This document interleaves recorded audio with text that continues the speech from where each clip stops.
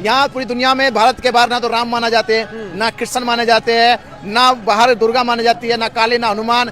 कोई ऐसा हिंदू देवी देवता नहीं कि जो भारत की बाहर सीमाओं से बाहर उनको कोई जानता पहचानता हो। पर इसी धरती पे जन्मे तथागत बुद्ध और बाबा साहब अम्बेडकर की विचारधारा है, जो भारत नहीं पर भारत के बाहर भी अलग अलग देशों में जानी और पहचानी जाती है। इसलिए वो विचार को ना तोड़ पाए, इसलिए मूर्तियां तोड़ते कि आज भी उनके सामने जो बाबा साहब की उंगली इशारे वाली है वो उनको खलती है, क्योंकि वो चेता रही उस समाज को कि खड़े बट बैठे मत रहो, सोए मत रहो, जगो और अपनी संसद तक पहुंचो, उस न्याय के मंदिर तक पहुंचो जिस न्याय के मंदिर में न्याय की किताब रखी जाए। उस किताब का एक एक पन्ना पलटो जाके कि मैंने तुम्हारे हक अधिकार के लिए क्या क्या लिखा है। जाओ उस न्याय के मंदिर में। ये वो लोग हैं कि जो बाबा साहब अम्बेडकर जी की उन प्रतिमाओं से जलन कर रहे हैं, पर एक तोड़ते हैं वहीं उसी देश में 10 लगा दी जाती है।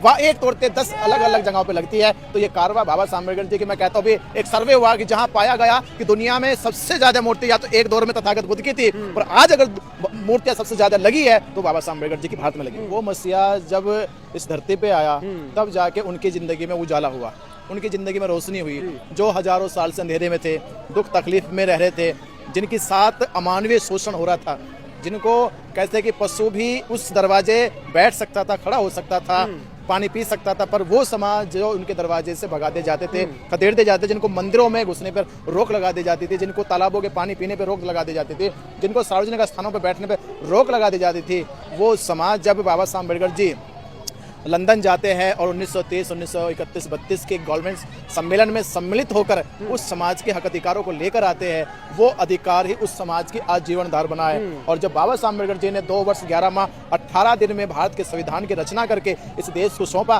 तब जाके इस देश के करोड़ों शोषित पीड़ितों की जिंदगी में उजाला आया। आज उसी बाबा साहब की प्रतिमा लगातार तोड़ी जा रही है।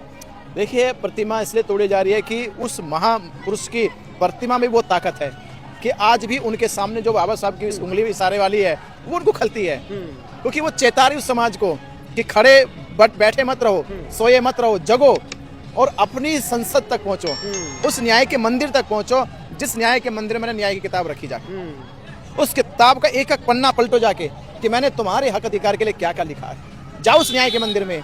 ये वो लोग हैं कि जो बाबा साहब अम्बेडकर जी की उन प्रतिमाओं से जलन कर रहे हैं, पर एक तोड़ते हैं वहीं उसी देश में 10 लगा दी जाती है।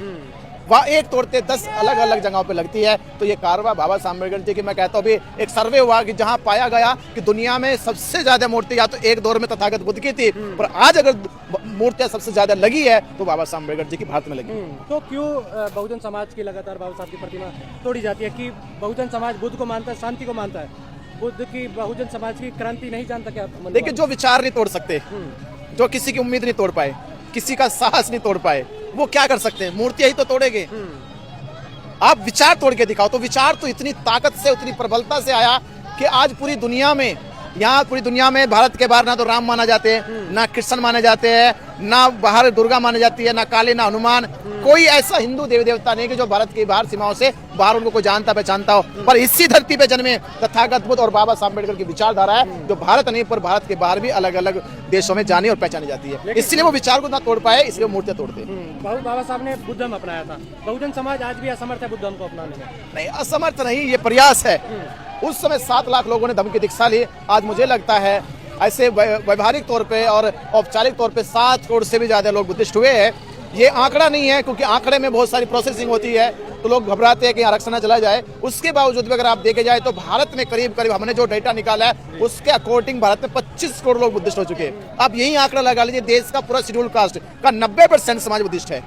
बस वो आंकड़ों में जाना बाकी है, आंकड़ों में जाएगा उस दिन देश में तहलका मच जाएगा। लेकिन वर्तमान सरकार जो है वो चाहती है हिंदू राष्ट्र बने। देखिए, वो चाहने से क्या हो रहा?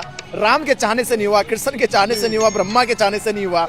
जब बाबा साहब अम्बेडकर संविधान लिख रहे तब पंडितों के चाहने से नहीं हुआ। आज तो बाबा साहब का संविधान है, तो आज उनके चाहने से कैसे हो जाएगा?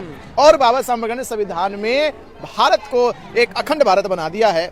इस भारत की खूबसूरती है, इस देश में ना हिंदू रहेगा, ना मुसलमान रहेगा, ना सिख रहेगा। इस देश में भारत का हर वो व्यक्ति रहेगा जो संविधान में विश्वास करता है, संविधान को मानता है। इस देश का हर व्यक्ति मालिक है जो संविधान में विश्वास करता है। लगातार जो हिंदूवादी ताकतें हैं वो बाबा साहब पर जहर उगलने का काम कर रही हैं।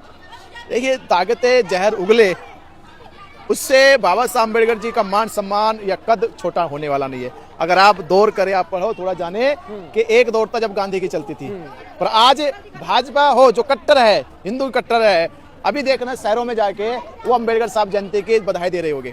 कांग्रेस ने तो समझ लीजिए कि अपना पिता ही मान लिया। अब जो कांग्रेस का फोटो लगा दी थी उसने तो पिता ही मान लिया है। तो आप देख सकते हैं कि जहर उगला वो बाबा साहब के लिए अमृत बन गया।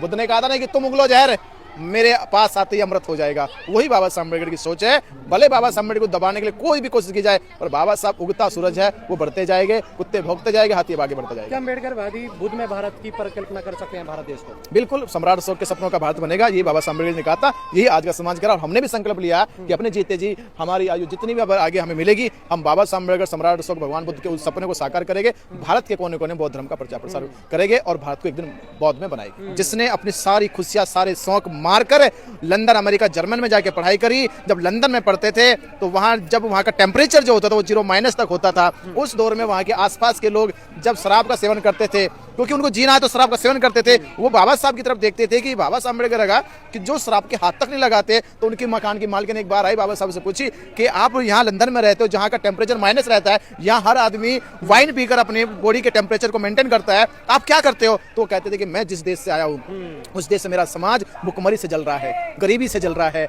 वो शोषण से जल रहा है, उसकी तपन मुझे यहाँ जिंदा रखती है। तो हम यही संकल्प ले कि जिस बाबा साहब अम्बेडकर ने उस शराब को हाथ नहीं लगाया, वो लोग जो बाबा साहब की जयंती मना रहे, वो संकल्प ले। ये जयंती तभी सफल होगी, तभी आपकी सफल जयंती मानी जाएगी, जब आप ये संकल्प ले कि हम बाबा साहब की जयंती पे नशे का सेवन नहीं करेंगे। कि सूरा मेरी मज्जपमा ठाणा वेरमणि सिक्खा पतंग समाध्यामी, कि बीड़ी, सिगरेट, तंबाकू, गुटखा, चैनी, खैनी, कच्ची पक्की, शराब, भांग, धतूरा, नशीले टेबलेट, इंजेक्शन इत्यादि कोई भी ऐसा नशे का सेवन नहीं करेगा जो हमारे मन को, हमारे शरीर को भ्रष्ट करता हो। यही बाबा साहब अम्बेडकर की जयंती को समर्पण जयंती मानी जाएगी। आप सभी का धन्यवाद।